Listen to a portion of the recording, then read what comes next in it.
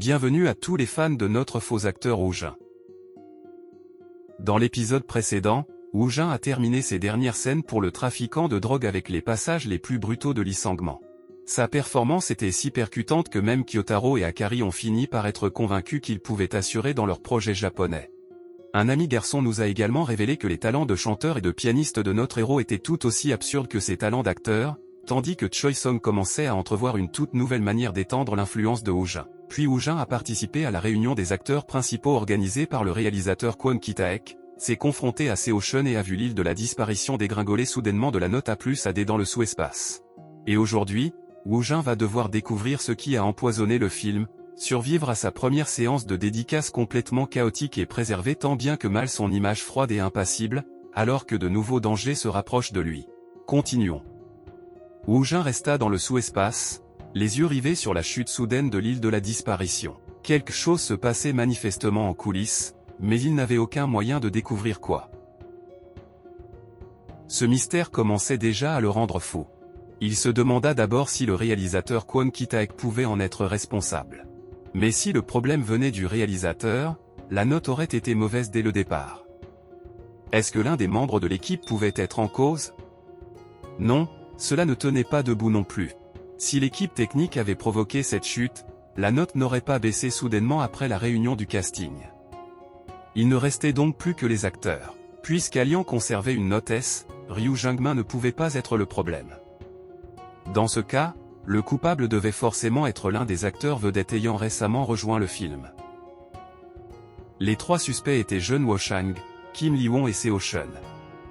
Woojin étudia attentivement leurs noms et conclut que le responsable devait être l'un d'eux. Pour une raison inconnue, son instinct désigna immédiatement Cheon.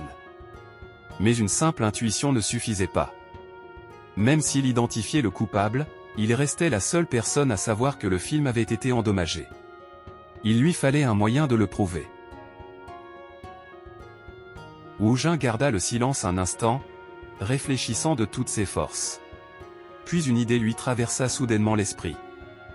Il ordonna aussitôt au sous-espace de le laisser sortir. De retour dans le monde réel, notre héros s'assit devant son ordinateur portable et poussa un soupir épuisé. Il était déjà mort de fatigue, et voilà que ce problème agaçant venait s'ajouter à tout le reste. Mais se plaindre ne sauverait pas le film.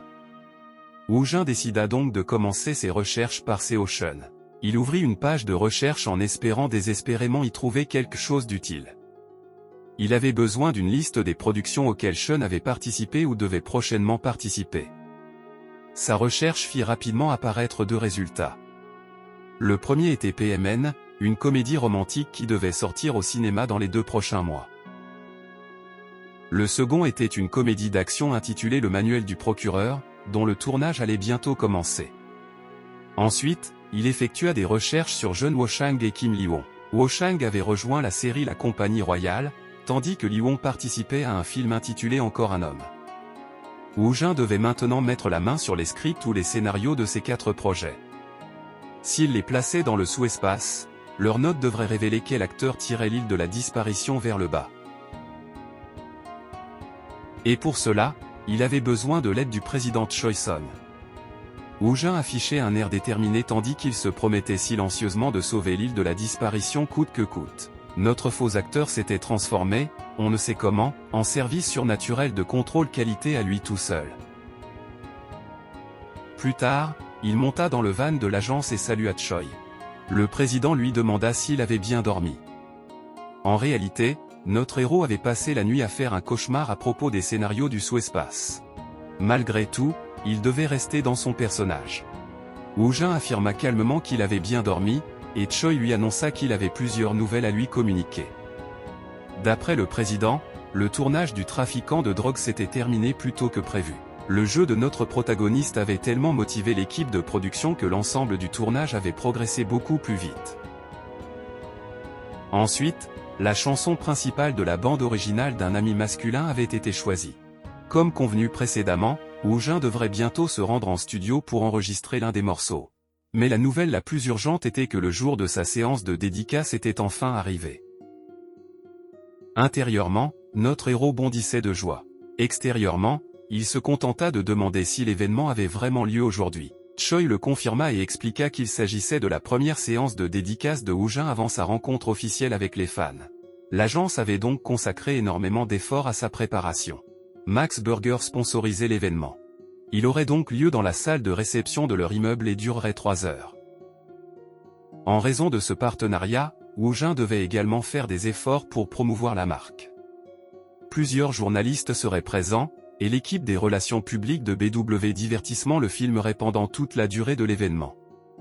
Même s'il ne s'agissait que d'une séance de dédicace non officielle, près de 400 fans étaient attendus. Choi aurait même organisé quelque chose d'encore plus grand si la capacité de la salle l'avait permis. L'expression calme de Woojin faillit se fissurer lorsqu'il entendit ce chiffre. 400 personnes ? Environ la moitié d'entre elles appartenaient à son fan club officiel. La responsable générale et les modératrices du fan café officiel seraient également présents. Choi conseilla donc à notre faux acteur d'établir une bonne relation avec eux. Il allait continuer à croiser ces personnes lors de ses futurs événements. Le président tenta de se souvenir du pseudonyme de la responsable générale, mais Woojin le connaissait déjà. Elle s'appelait Family Lady. Ce pseudonyme était suffisamment inhabituel pour être resté gravé dans sa mémoire, même s'il riait intérieurement en songeant que cette personne ne faisait évidemment pas partie de ses véritables petites sœurs. Après s'être rappelé son nom, Choi attrapa le dernier élément qu'il avait apporté. Il remit à Woojin les scripts et les scénarios que notre héros lui avait demandé la veille. Naturellement, Choi voulait savoir pourquoi son client, déjà surchargé de travail, avait encore besoin de nouveaux scripts. Woojin précisa rapidement qu'il ne comptait accepter aucun de ses projets. Il expliqua que ses productions appartenaient aux acteurs expérimentés qu'il avait rencontrés pendant la réunion du casting de l'île de la disparition. Il avait seulement besoin des scripts pour vérifier quelque chose. Choi supposa que son client voulait étudier le style de ses acteurs et examiner le genre de projet qu'il choisissait. Woojin hésita, puis acquiesça en prétendant qu'il voulait mieux comprendre leur manière de jouer. Le président trouva cela un peu étrange. Woojin n'avait jamais montré le moindre intérêt pour ce genre d'analyse auparavant. Notre héros insista maladroitement sur le fait que ce n'était rien d'important. Il était simplement devenu curieux de découvrir ce qu'ils avaient tourné. Intérieurement, il était stupéfait de voir à quelle vitesse Choi avait réussi à obtenir tout ce matériel. Les compétences de cet homme étaient véritablement impressionnantes. Il remercia donc le président d'avoir tout trouvé. Choi balaya ses remerciements d'un geste. La demande n'avait rien de difficile, alors Woojin pouvait lui demander ce genre de service chaque fois qu'il en aurait besoin. Notre protagoniste conclut une nouvelle fois, en silence, que cet homme était terriblement fiable. Les scripts en main, Woojin put enfin se préparer à vérifier les résultats. Une fois dans le sous-espace, il compléta la liste des projets et examina leurs notes une par une. Les 2 projets les plus mal notés appartenaient à Seo Shun. Son intuition avait vu juste. L'île de la disparition n'était tombée à la note dès que parce que Shun avait rejoint le casting tardivement. Ces 2 autres projets avaient soit déjà terminé leur tournage, soit étaient sur le point de commencer, ce qui expliquait pourquoi leur mauvaise évaluation s'était déjà stabilisée. Seo Shun était définitivement la principale suspecte. Malheureusement, Woojin ignorait toujours ce qu'elle avait fait, et il ne lui restait que très peu de temps pour découvrir la vérité. Il eut beau retourner le problème dans tous les sens, il ne pouvait pas enquêter seul sur l'actrice. Il devait confier cette affaire à quelqu'un d'autre, en se servant de son personnage mystérieux et de tous les malentendus qui l'entouraient pour que les autres fassent le plus gros du travail.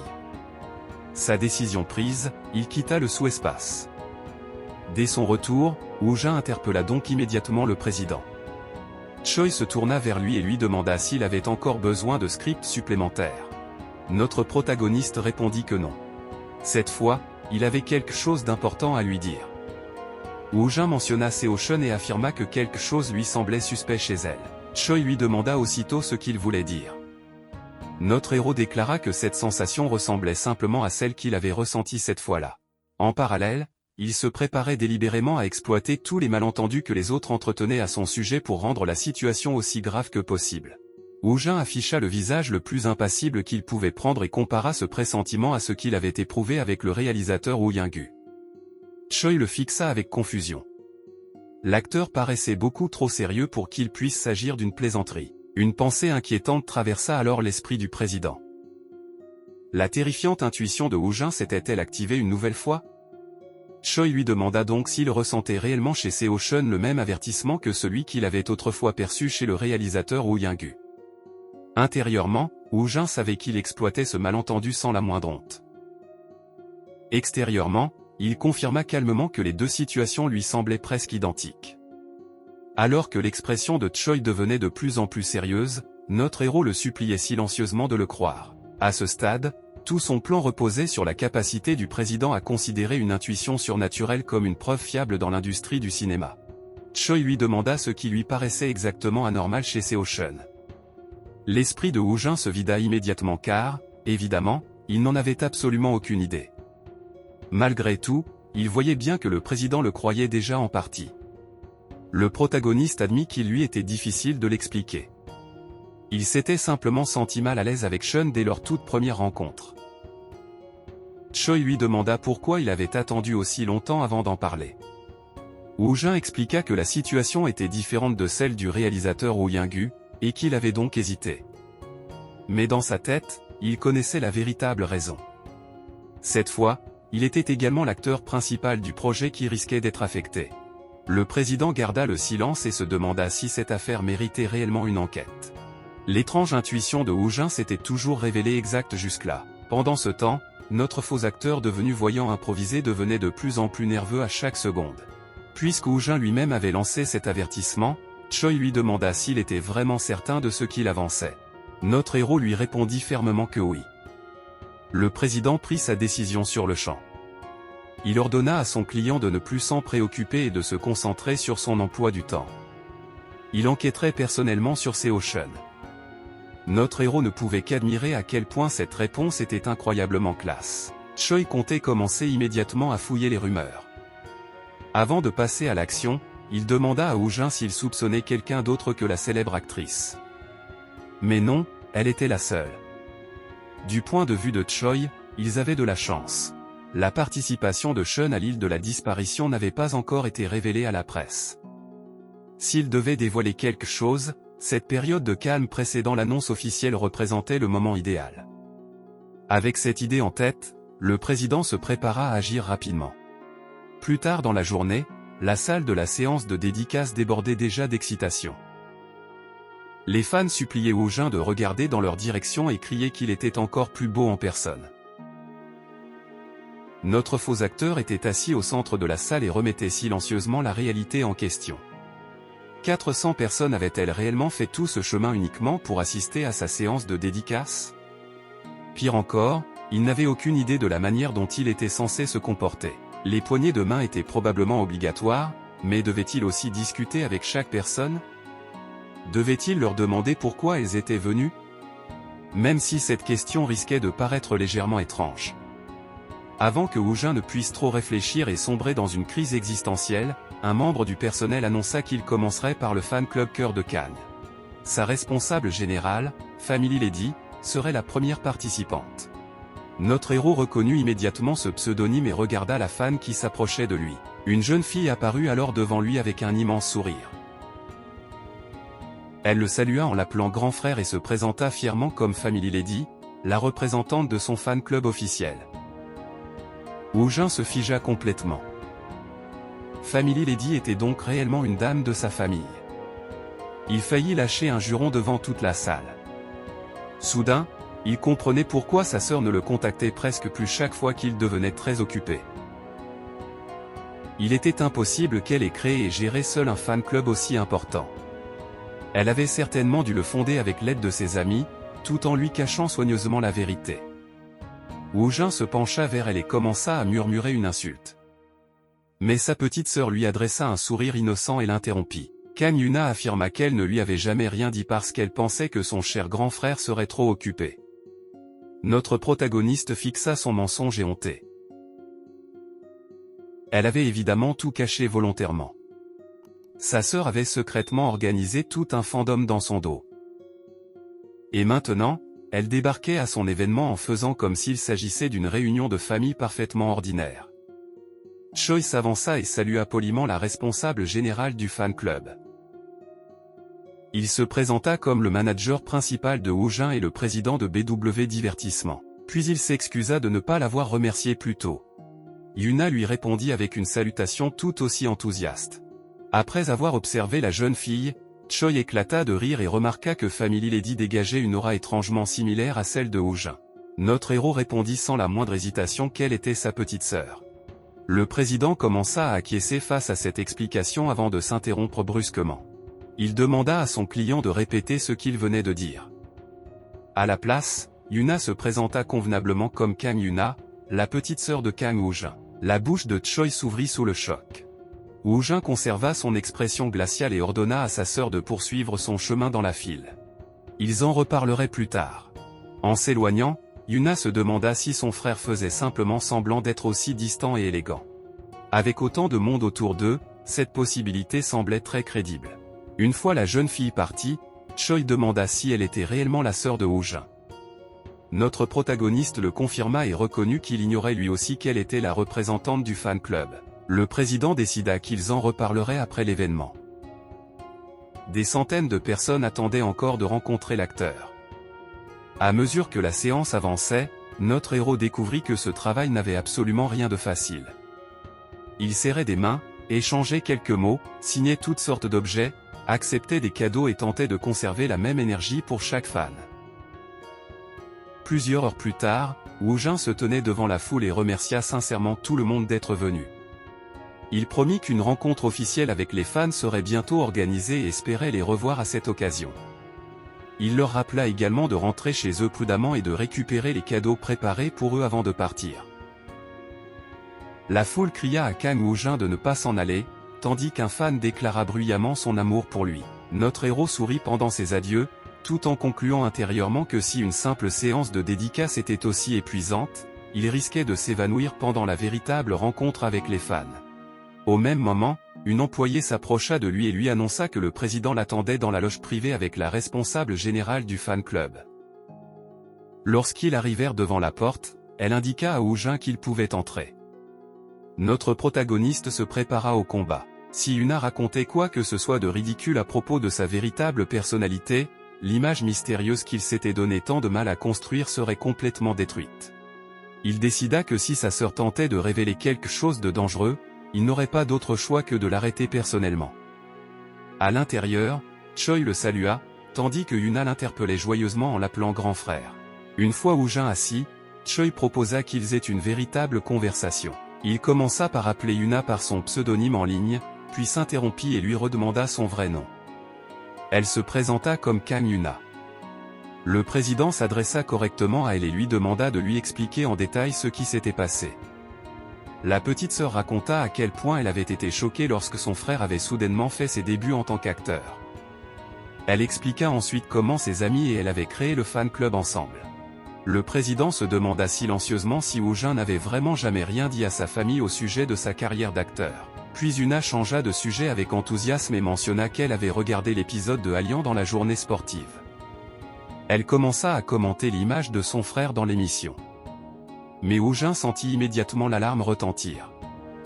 Avant qu'elle ne puisse révéler la différence entre son personnage public et sa véritable personnalité, il lui donna rapidement un coup de coude dans le ventre. Yuna poussa un cri de douleur.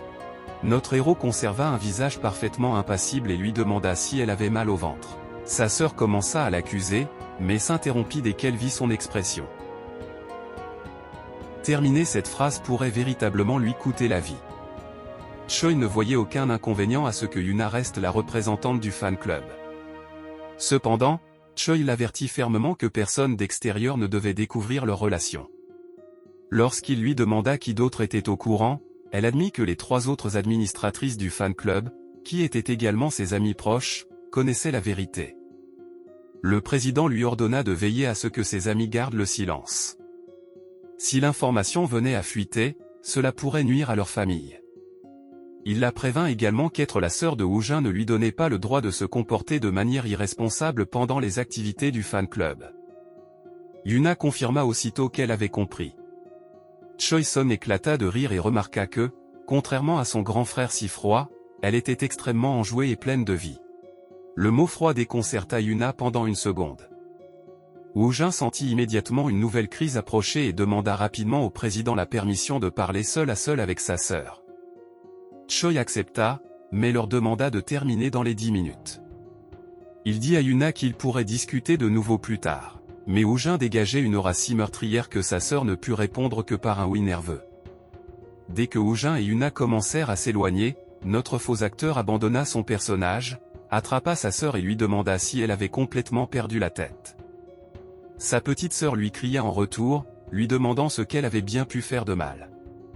Pendant ce temps, le président regarda les deux s'éloigner et conclut que, contre toute attente, le frère et la sœur s'entendaient plutôt bien. Choi reçut alors un message et se figea. D'après sa source, Power Patch suivait Seo-Shun.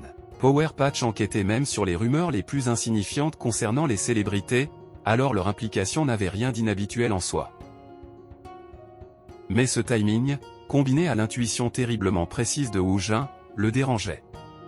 Choi se demanda pourquoi l'actrice était suivie. Puisqu'aucun article n'avait encore été publié, le média n'avait peut-être rien trouvé. Ou alors, la rédaction détenait déjà des informations graves, mais les gardait sous le coude en attendant le moment idéal pour les dévoiler. Si Seo-Shun avait réellement commis quelque chose de terrible et que le scandale éclatait après l'annonce publique de sa participation à l'île de la disparition, toute la production risquait d'être entraînée dans sa chute. Il n'existait aucune solution sans risque, à part régler le problème de leur côté et sécuriser leur position avant tout le monde. Heureusement, Choi possédait suffisamment de crédibilité et de relations dans l'industrie pour que les gens l'écoutent. Il appela immédiatement le réalisateur Kwon Ki-taek. Après s'être excusé de l'appeler aussi soudainement, Choi déclara qu'il devait lui parler d'une affaire importante et qu'il irait droit au but. Pour le moment, il voulait que le réalisateur interrompe toute couverture médiatique liée aux acteurs et suspende les annonces promotionnelles de la production. Ki-taek fut stupéfait. La promotion à grande échelle du casting devait commencer dans 1 heure, alors il exigea de savoir pourquoi le président de BW Divertissement voulait tout arrêter. Choi Song l'avertit qu'un scandale majeur impliquant Seo-Shun risquait bientôt d'éclater. Ki-taek répéta le mot scandale avec incrédulité. Le président confirma qu'il pensait qu'une affaire particulièrement grave se préparait. Le réalisateur lui demanda si l'information était confirmée ou s'il ne s'agissait que d'une supposition de Choi. Choi admit que, pour le moment, les chances n'étaient que de 50%. Malgré tout, Ki-taek savait que le président n'était pas du genre à lancer des avertissements inconsidérés. À moins qu'il ne soit soudainement devenu fou, il avait forcément entendu quelque chose de sérieux. Après réflexion, le réalisateur reconnut qu'il ne serait pas difficile de retarder la promotion de quelques heures. Il ordonna donc de suspendre toute la communication. Ki-taek demanda ensuite à quel genre de scandale ils avaient affaire. Choi expliqua qu'il avait obtenu des informations inquiétantes. Il pensait que Power Patch avait découvert quelque chose au sujet de Seo-Shun. Cependant, il devait encore déterminer si le média avait abandonné l'affaire ou s'il attendait simplement le bon moment pour publier ses révélations. Choi admit qu'il n'était pas rassuré à l'idée de laisser la situation évoluer toute seule. Ki-taek ressentait la même chose. Le président précisa néanmoins que la décision finale appartenait au réalisateur. Le célèbre réalisateur n'était pas obligé de croire son avertissement, mais Choi poursuivrait son enquête quoi qu'il arrive. Le réalisateur comprit que Choi comptait enquêter discrètement de son côté. Il lui demanda combien de temps cela pourrait prendre. Choi estima qu'il pourrait découvrir la vérité avant la fin de la journée, ou dans un délai maximum de 3 jours. Ki-taek accepta donc de repousser la promotion de 3 jours. Une fois l'appel terminé, le président célébra intérieurement la réussite de la première partie de son plan. Il contacta ensuite le rédacteur en chef de Power Patch et mentionna d'un ton détaché qu'il avait entendu des rumeurs inquiétantes au sujet de Seo-Shun. Dans les bureaux de Power Patch, le rédacteur en chef, furieux, ouvrit soudainement une porte avec fracas et hurla le nom du journaliste Lim Sang-moon. Sang-moon leva les yeux et demanda si quelque chose avait encore mis le rédacteur en chef en colère. À en juger par l'expression de l'homme, la réponse était clairement oui. Le rédacteur exigea de savoir si le journaliste n'avait toujours pas terminé son enquête sur sa cible. Mais le reporter fit semblant de ne pas comprendre de quelle enquête il parlait. Le rédacteur en chef lui ordonna d'arrêter de mentir. Il savait que Sang-moon suivait Seo-Shun et enquêtait sur son usage habituel de propofol. Sang-moon se plaignit d'avoir ordonné à ses sources de garder l'enquête secrète, mais qu'aucune d'entre elles n'était capable de tenir sa langue. Le rédacteur furieux lui rappela qu'un secret cessait d'en être un dès qu'il sortait de la bouche de quelqu'un. Puis il exigea de savoir quelles preuves il avait réunies. Le journaliste expliqua que l'enquête sur Seoshun était presque terminée. Il rassemblait encore des informations sur les autres personnes impliquées et vérifiait certains détails auprès de l'hôpital. Mais le rédacteur l'interrompit et lui ordonna de publier immédiatement. Le rédacteur en chef révéla que le président Choi Song de BW Divertissement lui avait personnellement parlé de Seoshun. Si un homme aussi bien renseigné que Choi avait entendu parler du scandale, d'autres personnes devaient probablement être au courant elles aussi. Le rédacteur ordonna donc à Lim Sang-moon de mettre les éléments en ordre et de publier l'article dans l'après-midi. Il tenait un scoop gigantesque, et attendre davantage risquait de permettre à un autre média de le leur voler. Le journaliste se mit immédiatement à taper sur son clavier tout en jurant à voix basse. Il se demandait désespérément qui avait bien pu faire fuiter leur enquête. Peu de temps après, l'article fut publié, exclusivité, des injections régulières de propofol cachées derrière le masque d'une actrice vedette, les registres de la dépendance de Seoshun. Choi lut le titre dans son bureau et hocha la tête. Comme prévu, Power Patch avait publié l'affaire. Les accusations concernaient un usage habituel de propofol. Il comprit que si les enquêteurs découvraient également d'autres drogues, la carrière d'actrice de Seoshun serait définitivement terminée. À cet instant précis, son téléphone sonna de nouveau. Choi décrocha, et le réalisateur Ki-taek lui annonça qu'il avait vu l'article. Naturellement, il pensait que le président avait forcé la publication de l'affaire. Cependant, Choi le corrigea. La personne véritablement responsable de tout cela était Woo Jin. Ki-taek fut surpris. Choi Song n'avait-il pas enquêté et réglé toute l'affaire lui-même? Le président admit qu'il avait déterré les informations, mais que l'acteur était celui qui avait repéré en premier la partie pourrie de l'île de la disparition que personne d'autre n'avait remarqué. Choi se décrivit comme un simple second rôle dans toute cette affaire. Dans sa tête, il conclut qu'il n'avait aucun intérêt à se mettre lui-même en avant. Woo Jin était le personnage principal de cette histoire, alors le président allait lui attribuer tout le mérite. D'ailleurs, sans l'avertissement de Woo Jin, il n'aurait sincèrement jamais découvert ce scandale. Ki-taek voulait connaître toute l'histoire. En tant que réalisateur du film qui avait été mis en danger, il estimait avoir le droit de savoir ce qui s'était passé. Le président accepta de lui expliquer. Il rappela à Ki-taek l'affaire du réalisateur Woo Young-gu. Woo Jin avait autrefois refusé une proposition de ce réalisateur. Kwon Ki-taek supposait que l'acteur avait décliné parce qu'il avait soudainement été forcé de passer une audition pour le rôle. Choi le corrigea. À l'époque, Woo Jin avait seulement déclaré qu'il ne sentait pas ce projet. L'acteur possédait une étrange intuition face au danger, mais celle-ci était terriblement fiable. Le réalisateur Kwon comprit enfin. L'affaire Woo Young-gu comme le scandale de Seoshun avait été découvert grâce à Woo Jin. Choi compara l'instinct de l'acteur au toucher de Midas. Le président précisa qu'il ne s'agissait pas littéralement d'un pouvoir surnaturel. Woo Jin n'avait pas connu tous les détails du scandale de Seoshun. Malgré tout, il y avait indéniablement quelque chose de spécial dans son instinct. Ki-taek était stupéfait. Kang Woo Jin possédait déjà un talent d'acteur exceptionnel et la capacité de choisir des projets prometteurs. Le réalisateur n'avait jamais rencontré un acteur capable de réserver autant de surprises.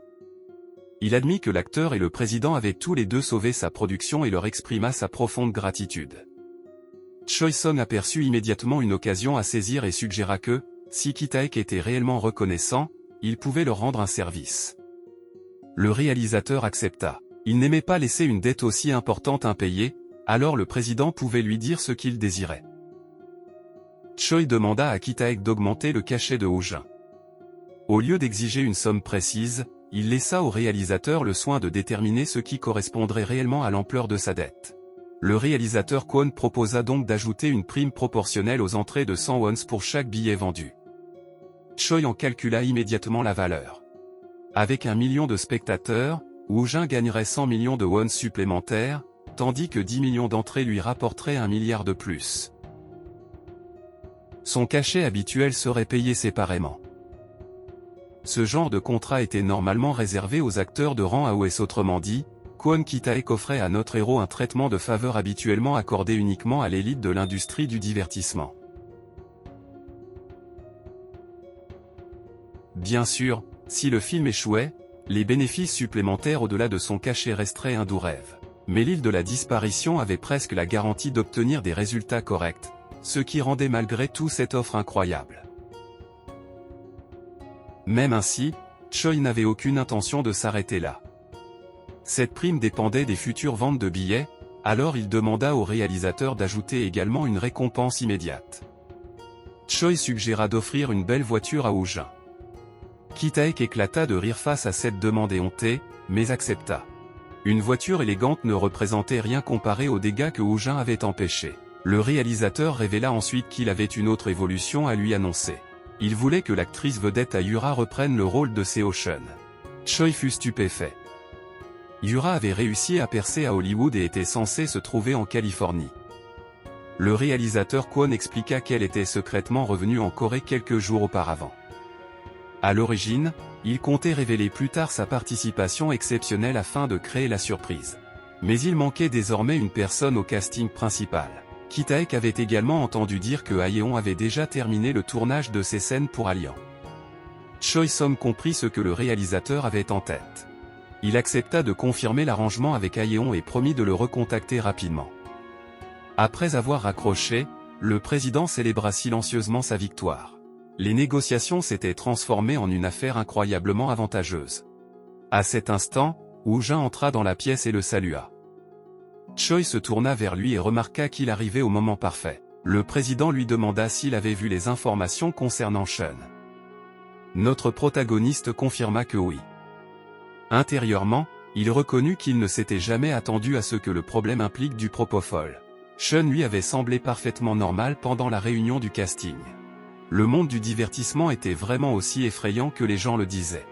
Une personne pouvait paraître parfaitement bien un instant, puis sombrer complètement l'instant suivant. Choi révéla que le réalisateur Kwon leur avait proposé plusieurs récompenses pour les remercier d'avoir réglé le problème Seo-chun. Il félicita le réalisateur, qui savait parfaitement comment rendre l'appareil. Woo Jin, de son côté, ne s'était attendu à aucune récompense. Il fut donc agréablement surpris. Le président supposa que son client, toujours aussi perspicace, avait déjà anticipé une forme de compensation. En réalité, Woo Jin n'y avait pas pensé une seule fois. La première nouvelle était que Ayura reprendrait le rôle de Chun. Choi demanda à Woo Jin s'il savait qui elle était, et notre protagoniste confirma que oui. Silencieusement, notre faux acteur fut impressionné de voir que la crise du casting avait été résolue aussi rapidement. Surtout avec une personne aussi célèbre que Ayura. Choi ajouta que Haeon ferait également une apparition exceptionnelle. Puis il lui révéla les deux avantages personnels dont Woo Jin allait bénéficier. Le premier était une prime proportionnelle aux entrées. Notre héros le fixa d'un air vide, se demandant si cela avait un rapport avec un tapis de course. Le second avantage était une voiture. Les pensées de Woo Jin explosèrent. Quelqu'un allait réellement lui acheter une voiture. Mieux encore, il pouvait choisir lui-même le modèle. Choi afficha un grand sourire. Peu importait qu'il choisisse une marque coréenne ou étrangère, même si le président lui recommandait de prendre un véhicule importé. Pendant ce temps, notre héros avait encore du mal à croire qu'il allait recevoir une voiture. Jusqu'à récemment, il pensait passer toute sa vie à marcher ou à prendre les transports en commun. Et maintenant, une voiture de luxe venait soudainement d'apparaître dans son avenir. Petit à petit, sa vie devenait étrangement prospère. Malgré tout, Woo Jin décida de choisir un modèle étranger à un prix raisonnable. Mais avant d'arrêter son choix, il se souvint soudainement qu'il devait vérifier quelque chose de bien plus important. Il entra dans le sous-espace et examina l'île de la disparition. Puisque le film avait initialement reçu une note A+ avant de tomber à D, il s'attendait à le voir remonter à B+, ou au moins à A. À la place, Woo Jin fixa le résultat avec incrédulité. L'augmentation était beaucoup plus importante que tout ce qu'il avait imaginé. Le panneau indiquait le titre L'île de la disparition et affichait sa nouvelle évaluation, rang S+. Notre héros ignorait même qu'il existait une note supérieure à S. Le film avait gagné 2 rangs par rapport à son évaluation initiale de A+. C'était évidemment une excellente nouvelle, mais il lui fallait tout de même un moment pour digérer l'existence du rang S+. Il se demanda brièvement s'il existait encore une note supérieure. Puis il abandonna cette réflexion.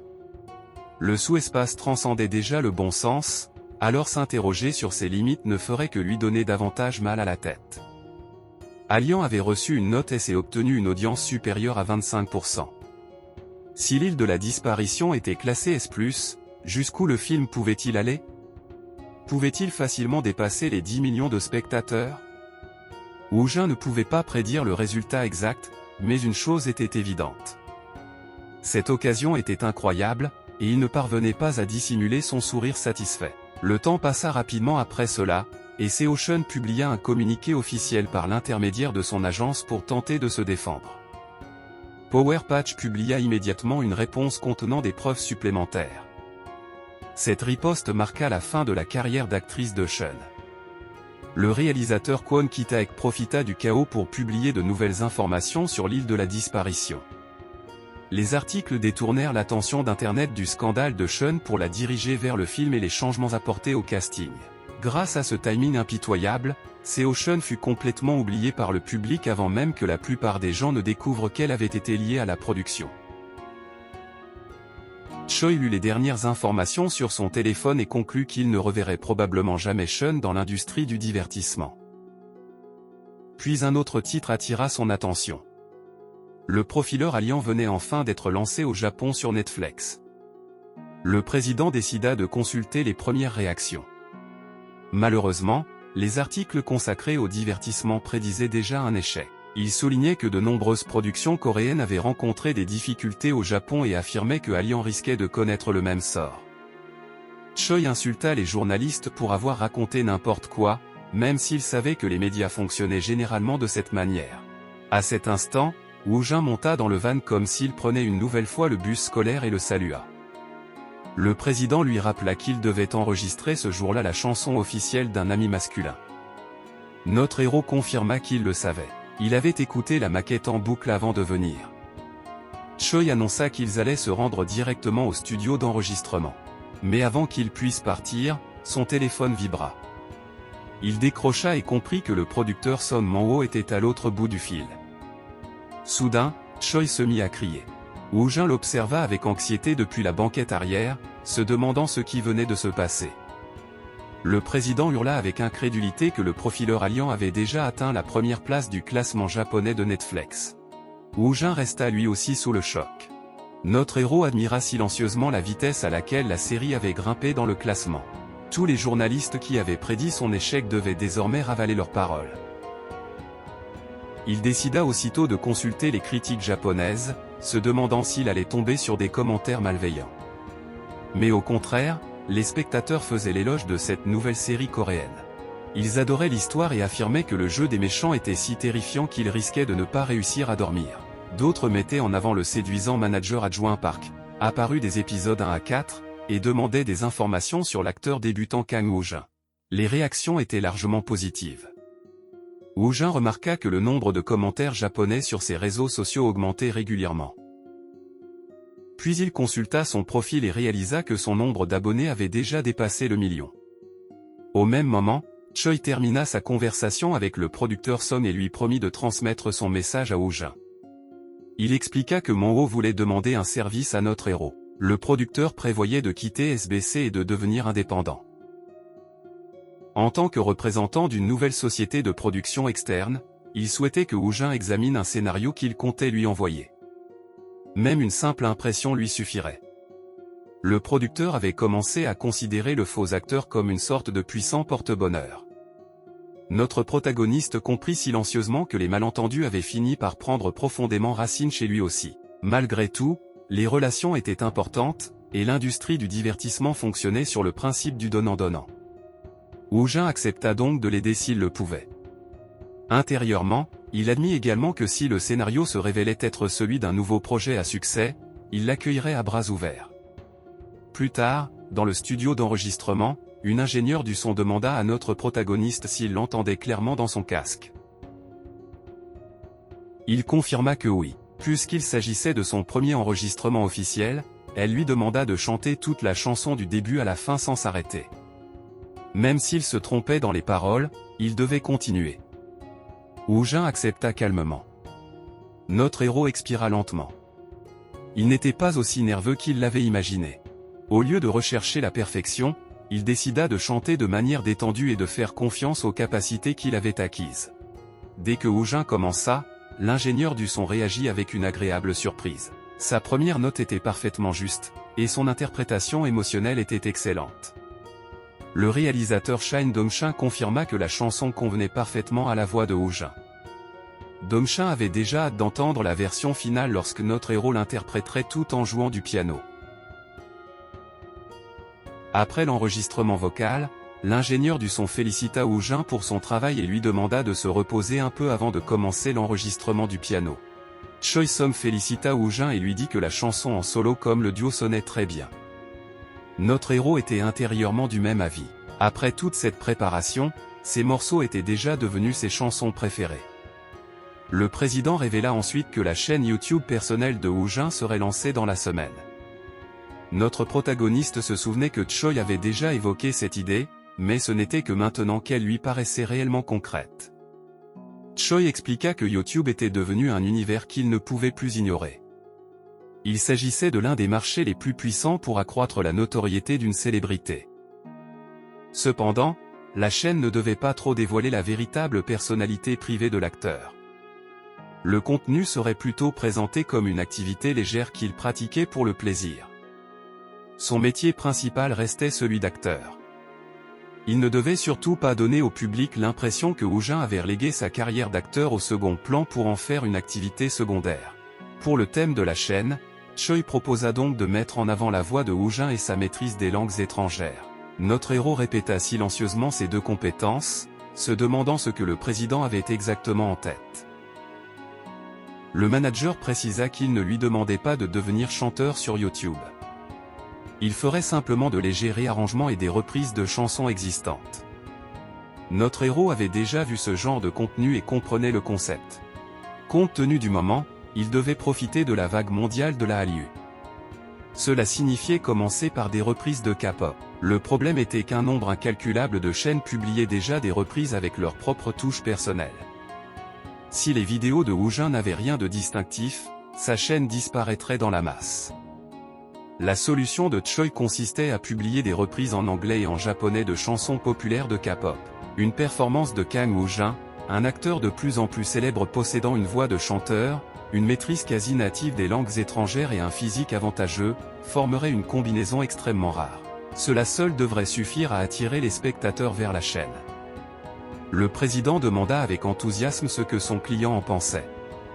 Intérieurement, notre héros admit que l'idée n'était pas mauvaise, même si le projet semblait terriblement ambitieux.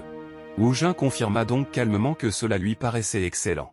Choi éclata de rire et expliqua que si la chaîne fonctionnait, elle mettrait en valeur à la fois sa voix et ses compétences linguistiques. Elle pourrait également attirer des fans étrangers venant du Japon, des pays anglophones et d'autres régions intéressées par la Hallyu. L'impact pourrait devenir explosif. Si la chaîne prenait suffisamment d'ampleur, il pourrait même inviter des artistes comme Hwarin pour des collaborations. Choi lui demanda s'ils avaient un accord. Dans sa tête, Woojin célébrait à quel point sa vie était devenue fantastique. Extérieurement, il se contenta d'accepter et déclara que la chaîne avait l'air amusante. Maintenant que le faux acteur avait donné son accord, Choi Sung promit de préparer les arrangements, les paroles traduites, le studio et tout le reste aussi rapidement que possible. Puis il avertit notre héros qu'il allait devenir encore plus occupé et lui demanda s'il serait capable de tenir le rythme. Woojin sourit avec assurance et répondit que oui. Intérieurement, en revanche, sa réponse était un non désespéré. À ce rythme, il n'allait vraiment plus tenir très longtemps. Plus tard, comme il l'avait prédit, il resta allongé sans bouger sur son lit et annonça qu'il allait mourir. Le travail pour YouTube n'avait même pas encore commencé, et pourtant son emploi du temps actuel était déjà en train de l'achever. Il avait sérieusement sous-estimé à quel point sa vie était devenue chargée. Woojin se rappela alors que la lecture du scénario d'un ami masculin commencerait le lendemain. Il ne pouvait pas continuer à rester allongé. Il devait se préparer. Il s'agissait de son premier projet en tant que véritable acteur principal, celui qui devait saisir la production par le col et la tirer vers l'avant. Cette idée lui paraissait encore irréelle. La pression le frappa aussitôt, mais il la repoussa. S'inquiéter ne servirait à rien. Pour le moment, il décida de se concentrer uniquement sur son jeu d'acteur. Dans son sous-espace, notre héros remarqua soudain quelque chose d'inhabituel. Les notes de tous ses projets avaient légèrement augmenté. Woo Jin se demanda s'il avait lui-même provoqué ce changement. Ou bien les projets s'étaient-ils améliorés parce que Alien avait atteint la première place du classement japonais de Netflix? Quelle qu'en soit la raison, voir chacun de ses projets atteindre au moins une note correcte lui faisait plaisir. Pendant ce temps, le système commença à préparer l'incarnation du personnage de rang A, Anino. Une dernière notification apparut. La préparation était terminée. Le scénario de la série avait été reconnu comme étant de très haute qualité, et son taux d'incarnation avait atteint 100%. Woo Jin sourit et ordonna au système de commencer. La lecture allait débuter. Et c'est ici que se termine l'épisode d'aujourd'hui. Après avoir remarqué que l'île de la disparition était tombée au rendez, Woo Jin remonta jusqu'à Seocheon en vérifiant les projets liés à chacun des acteurs suspects. Il poussa Choi Som à enquêter en s'appuyant sur cette même intuition mystérieuse qu'il avait déjà sauvée auparavant. Cet avertissement força Power Patch à révéler le scandale du propofol de Seocheon avant que la promotion du film ne soit détruite. La crise se transforma en immense victoire. Le réalisateur Kwon remplaça Sean par Ayura, offrit à Woo Jin une prime proportionnelle aux entrées ainsi qu'une voiture, et la note du film dans le sous-espace grimpa jusqu'au rang S+. Mais l'emploi du temps de Woo Jin refusa de ralentir. Pendant sa séance de dédicace, il découvrit que sa propre sœur Yuna dirigeait secrètement son fan club. Puis Alien se propulsa jusqu'à la première place au Japon, tandis que Choi préparait un projet de chaîne YouTube centré sur la voix et les talents linguistiques de Woo Jin et ses compétences en langues étrangères. Maintenant, la lecture du scénario d'un ami masculin est sur le point de commencer, et notre protagoniste va faire ses premiers pas dans un véritable rôle principal, avec encore plus de pression, encore plus d'attention et encore plus de malentendus qui l'attendent. Si vous avez apprécié la vidéo, laissez un pouce bleu et abonnez-vous pour découvrir davantage de vidéos comme celle-ci. Comme toujours, dites-nous ce que vous en avez pensé dans les commentaires. Voulez-vous voir comment Woo Jin va gérer sa première grande lecture de scénario en tant qu'acteur principal? Merci d'avoir regardé cette vidéo, et rendez-vous dans le prochain épisode de Plotoria.